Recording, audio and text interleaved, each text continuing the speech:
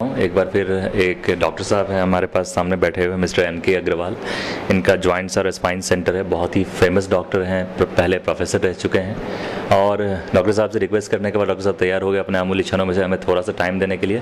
Doctor साहब, मैं ये जानना चाहूँगा सबसे पहले, अभी उत्तराखंड में जो डिजास्टर आया है उसके बारे में आप क्या कहना चाहेंगे? आपको क्या लगता है कि हम जिम्मेदार हैं, गवर्नमेंट जिम्मेदार है, या खुद नेचर जिम्मेदार है इसके लिए?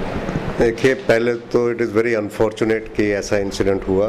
My heart completely goes out to the victim. और जो हम टीवी पे देखते हैं वो एक परसेंटेज ही होगा, जो एक्चुअल वहाँ पे उसी को देख के दिल दहल जाता है। जहाँ तक जिम्मेदारी का सवाल है, मेरा ख्याल सारा कुछ कंबाइंड ही है। हम लोग भी, इंसान, ह्यूमन बीइंग भी कुछ हद तक जिम्मेदार है। नेचुरल कैलेमिटी ये है ही है, और गवर्नमेंट भी कुछ हद तक जिम्मेदार है। गवर्नमेंट की अपनी प्रायोरिटीज़ होती हैं, और अगर प्रायोरिटीज़ में पहले से कुछ एंटिसिपेट करके चला जाए तो हो सकता है ये आगे से ऐसी चीज़ ना हो। अब तो यही इच्छा रहेगी कि आगे से हम लोग पहले से प्लान करके चलें ताकि आगे कभी ऐसा ना हो।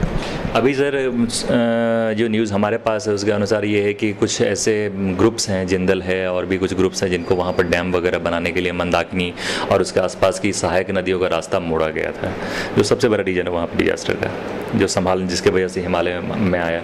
दूसरा ये है कि मौसम विभाग ने ऑलरेडी वहाँ के गवर्नमेंट को पहले से बता दिया था कि ऐसा कुछ होने वाला है, तो वहाँ पर जो इनिशिएटिव है वो गवर्नमेंट ने नहीं लिया गया, जो होना सच्चाई है ये मौसम।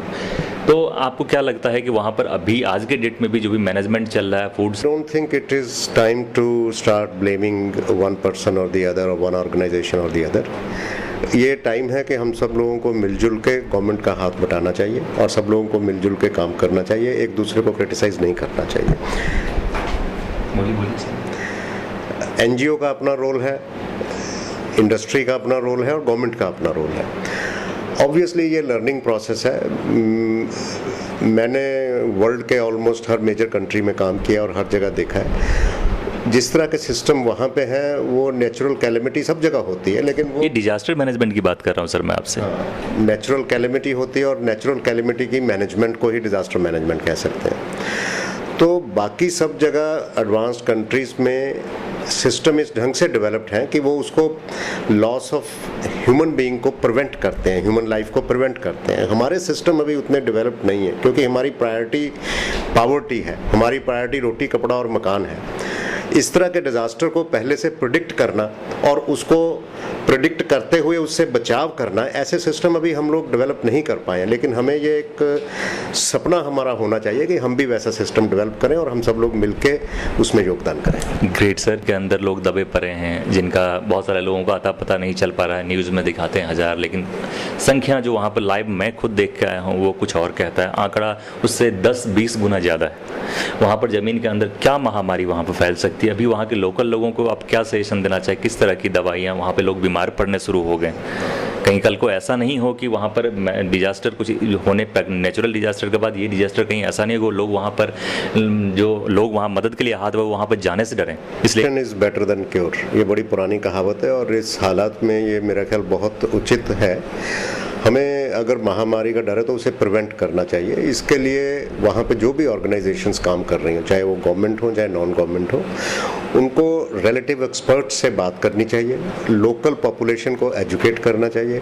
जैसे वाटर बेसिक्स हैं, वाटर पोल्यूशन है, प्योर वाटर, फूड, हाइजीन, इन सब चीज़ों के बारे में एजुकेट करके, और हमें हर लेवल पे ये कोशिश होनी चाहिए कि कोई भी तरह की महामारी से बचाव किया जाए। अभी सर आप एज ए डॉक्टर आप क्या कहना, किस तरह की बीमारियां वहाँ पर भी हो सकती हैं अगर इमीडिएट कोई एक्शन नहीं लिया गया तो? देखिए, मैं डॉक्टर ज़रूर हूँ, लेकिन मैं एक कम्युनिटी हेल्थ का एक्सपर्ट नहीं हूँ। मैं ऑर्थोपेडिक सर्जरी का एक्सपर्ट हूँ, तो मेरे लिए ये सही नहीं होगा कि मैं किसी और चीज़ के, किसी और के एक्सपर्टीज़ के ऊपर कमेंट करूँ। मेरे लिए अगर मेरे को कुछ करना होगा तो मैं उस फील्ड के एक्सपर्ट्स की राय लेके उसके अकॉर्डिंगली मैनेज करूँगा। वहाँ पर स्वयंसेवी संस्थाएं, बहुत सारी संस्थाएं वहाँ पर लगी हुई हैं, न्यूज़ चैनल या हर तरह से लोग अपने, कोई भी मना नहीं कर रहा। मैं आज तक बहुत सारे डॉक्टरों से हम लोग पिछले 10 दिनों से इंटरव्यू लें, लेकिन कभी किसी ने मना नहीं किया मदद के लिए हाथ। बस सबका एक ही है कि बस ये है कि मदद पहुँचना चाहिए वहाँ पर। सो आशा कहीं दबी नहीं है, आशा हर जगह है। एक और सवाल सर, कल के डेट में या फ्यूचर में कभी अगर हम या हमारी संस्था के माध्यम से कभी दवाई की ज़रूरत पड़े या आपकी हेल्प की ज़रूरत पड़े तो क्या आप हमें कोऑर्डिनेट करना चाहेंगे दवाओं से या अपने हॉस्पिटल की तरफ से?